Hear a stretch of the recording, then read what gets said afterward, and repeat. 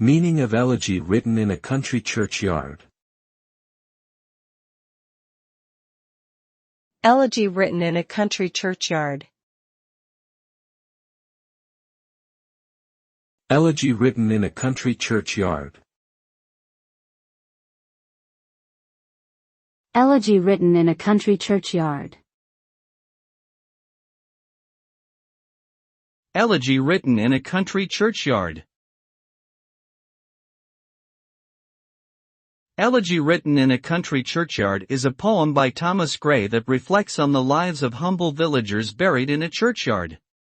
The poem celebrates the virtues of simple, humble life and the possibility of greatness even among common people. It also meditates on the inevitability of death and the futility of seeking fame or wealth. Overall, the poem is a tribute to the quiet dignity of everyday people and a powerful reminder of the fleeting nature of human life.